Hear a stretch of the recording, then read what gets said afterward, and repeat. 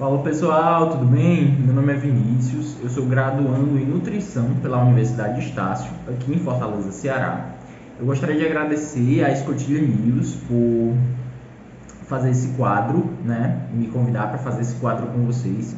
O nome desse quadro se chama Nutrição na Prática e aqui nós vamos trazer alguns assuntos relacionados a alimentos do cotidiano, doenças ocasionadas pela ausência ou pelo excesso de certos alimentos e mais informações sobre esses alimentos que são consumidos no dia a dia por vocês, certo?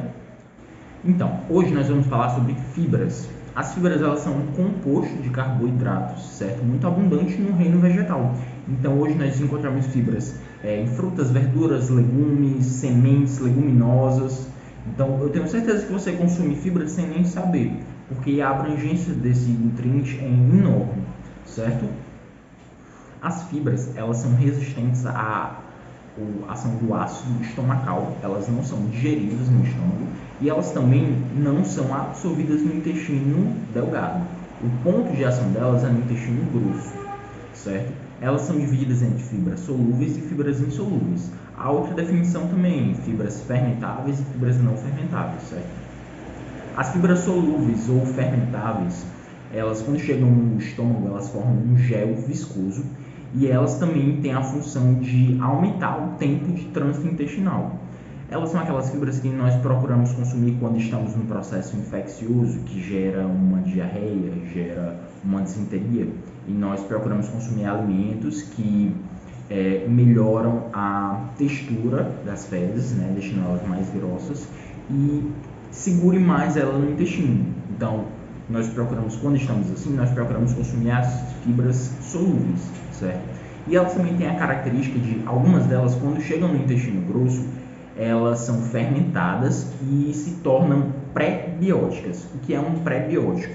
São alimentos, são nutrientes que servem de alimento para as bactérias boas do intestino grosso, certo? Então ela vai melhorar a qualidade do intestino, em a absorção de nutrientes e também na motilidade intestinal, certo?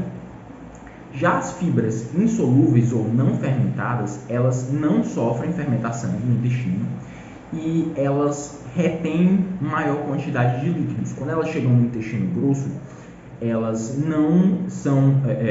não liberam muita água, elas retêm mais líquido e isso faz com que o bolo fecal fique maior e mais macio.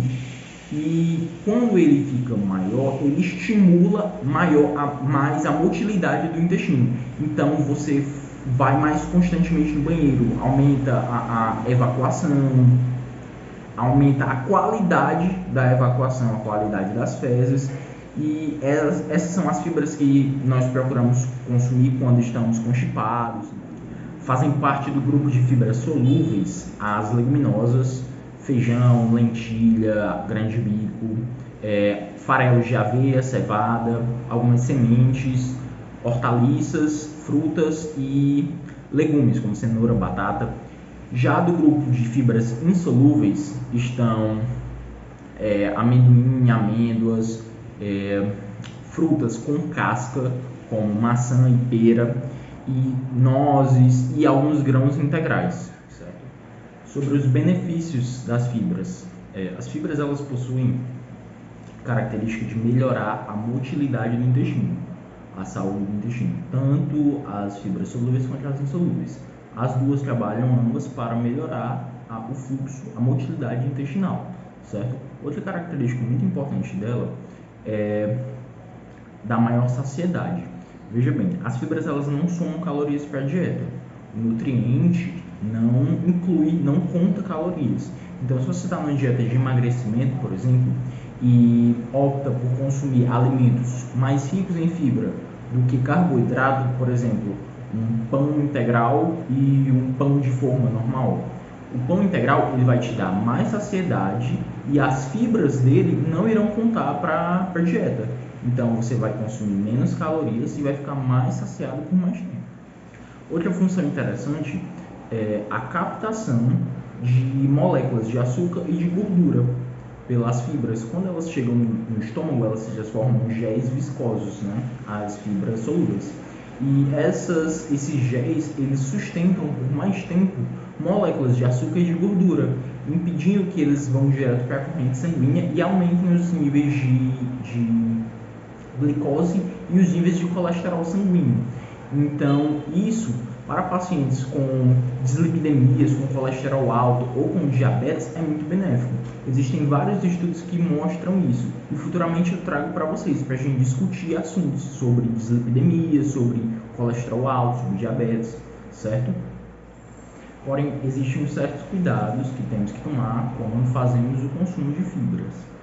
Da mesma forma que elas melhoram o trânsito intestinal, a motilidade intestinal, você tem que fazer um consumo regular de líquidos, tem que ingerir muita água, certo? Porque senão o efeito fica reverso. Ao invés dela auxiliar a motilidade do intestino, ela pode gerar constipação, porque as fibras elas necessitam de água para passar por todo o trato gastrointestinal ali bonitinho, para melhorar o fluxo de evacuações, para melhorar a qualidade das fezes. Se você não fizer consumo de água, essas fezes elas se tornam grosseiras, elas ficam como lixas, podendo ocorrer lesões no intestino, gera constipação, é muito ruim. Então, para fazer um consumo, uma ingestão adequada de fibras, vocês têm que fazer uma ingestão adequada de água também, certo? Outro cuidado que tem que ter no consumo de fibras é que elas podem gerar distensão abdominal e também pode gerar flatulências, o que gera um certo incômodo, né? E também você tem que prestar atenção porque muitas vezes algumas fibras podem ocasionar a dificuldade de absorção de algumas vitaminas e minerais e isso prejudica de certa forma uma dieta regrada, né? Então sempre procure o seu nutricionista para discutir sobre o consumo de fibras na dieta, certo? Sempre procure ele para fazer uma ingestão adequada, principalmente se você está numa dieta restrita, uma dieta para perda de peso, para ganho de massa, ou uma dieta em referente a alguma doença, a uma diabetes, a um colesterol, uma dislipidemia, certo? As recomendações de fibra para um adulto variam em torno de 20 a 35 gramas, dependendo assim da dieta que você está fazendo, né? Pode ser calculado de 25 a 35 gramas a cada 1000 calorias. Para um idoso, a recomendação é um pouco diferente. O idoso geralmente ele apresenta uma dificuldade maior de evacuar por conta da perca maior de líquidos, então a quantidade de fibra prescrita para ele é menor, varia em torno de 10 a 15 gramas, certo? E é isso, pessoal, espero que vocês tenham gostado. Próxima sexta estamos aqui de novo, certo? Vou trazer outro tema interessante para a gente discutir. E é isso. E não se esqueça, pegue todas essas informações e vamos pôr na prática. Até a próxima.